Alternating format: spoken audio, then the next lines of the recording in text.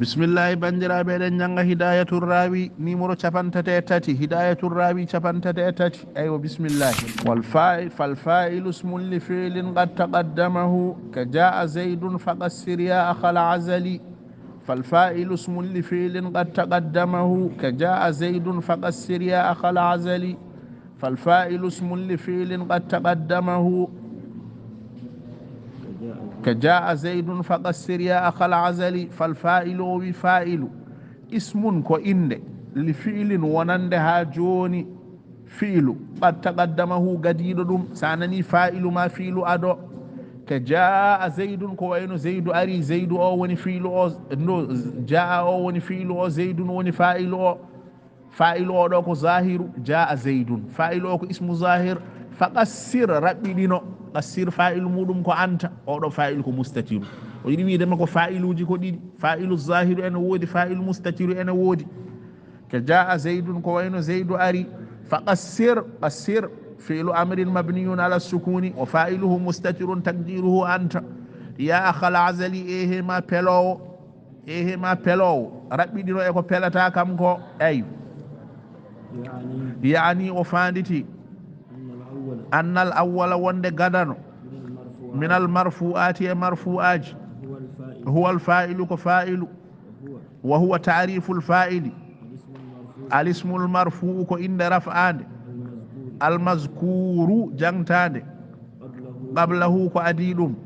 فيله فيل مودم وشره التعريف هل نشره نرتن أو تعريف هو أن الفاعل كوند فاعل لا بد جاسر على دادور قال على أن يكون اسما فاعل كاسم تنونت صريحا إن وانا اسم الصريح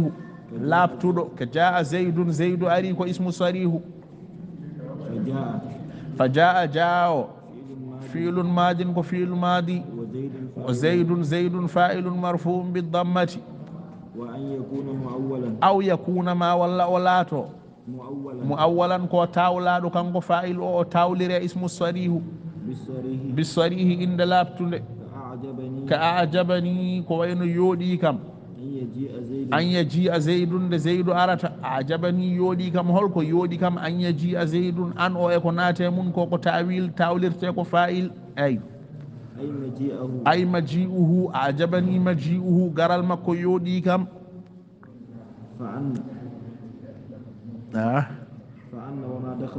فأن وما دخلت عليه أن يكون ناتمون كو أن يجيء زيد في تعويل مصدر تاولر تيكو مصدر فاعل وانا فاعل ولا بد جاسر على دادور قال على أن يتقدم عليه ده أردتو فاعل الفيل فيل ما أردوم إذ لو تأخر عنه سن وليلتي قامك لأورب وأربت مبتدا وني مبتدا جاء زيد ساوي زيد جاء تنونتي مبتدا ويخبر ولا بد من تأنيس الفيل ولا بد جاسر على كد من تأنيس الفيل فيل أو يوريودين له ونندم إذا كان مؤنثا ستيكو مؤنث كقامت هند دريم وعلم أندو مبيدا ما هين أن الفاعل فاعل ينقسم أنا فتشي إلى قسمين فتشديد فاعل ظاهر أنا وود وهو ما لم يكن كلاتك كناية ونا ضمير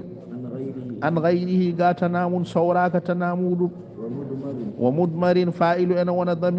ضمير وهو ما دل الضمير كوكو تنديني على متكلم كالو أو مخاطب ما كالدتيدو أو غائب ما ولا برنيدو والضمائر ضميراج اسماني كو بيتشديدي الضوال ضمير غدان او متصل كو جوكيدو وهي ما لا يبتدأ به ضمير المتصل كو فدورتاكي ما لا يبتدأ الكلام به مؤرتاي أروان دهالا وتكون ضمير المتصل أن لا تو مرفوع كضربتك وين فيه ومنصوبة ضمير متصل أنا وانا منصوب كضربك وين فيه مكافؤك مفعول به ومجرورة أم وانا متصل كانكو متصل أم وانا مجرور ككتابي كوين دفترم يا المتكلم وهو مضاف إليه في محل جر أو منفصلة ضمير أنا وانا منفصل وهي ما يبتدأ بها الكلام كحالا نفضل ثم إن المنفصل ضمير منفصل تنقسم أنا فتشي إلى قسمين ينقسم أنا فتشي إلى قسمين فتشديد ضمير منفصل مرفوع أنا وجه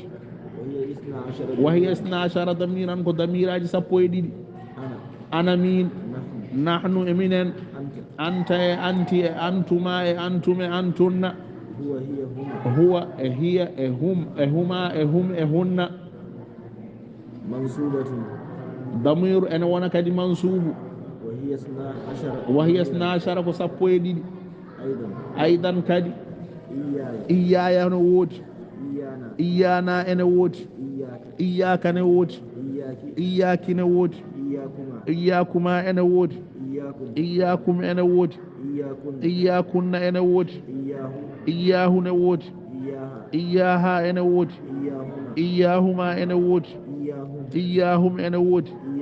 إياهن نوود فقوله ومعاربنا من جمل فالفاعل كومي فالفاعل مبتدا كمبتدا واسم اسمه خبره ونخبره ولفعل ونند فعل جار ومجرور متعلق بمحذوف نعت للاسم أي سافامان فالفاعل اسم كإن محدث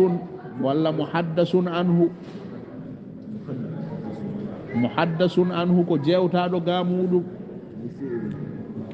walla muhdisun ko baɗɗo muhdisul li fiilin ko baɗɗo gollal waqad qado harfu tahqiqin ko harfu tahqiqin وجملة تقدمه فعل وفاعل كفيل فاعل ومفعول مفعول نعت لفعل كنعت ونند فيل أي فيل سأفامان كفيل متقدم قرديد والكاف كاف بمعنى مثل ويكون مثلني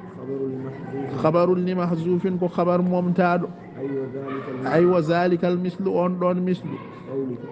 مثل قولك كوين كونغول ماد وجاء زيد فعل ماد وزيد فاعل مرفوع فقصر فعل أمر وفاعله مستتر وأشار وجوفر بقوله قصر إلى النوع الثاني وجوفي من نواني آدي دبيج من الفاعل فاعلوج وهو الضمير ونضمير ويا وحرف نداء وحرف نداء وأخا أو منادا منصوب وهو مضاف منصوب بالألف وهو مضاف كولافات والأزل أزل بفتح الزال فورتقول زاليو بمعنى اللوم فرة نيغوري ولا عتاب نيغول مضاف إليه كوكو لا فاهمك ثم قال رفتيوي وصلى الله وسلم وبارك على سيدنا محمد وآله وصحبه أجمعين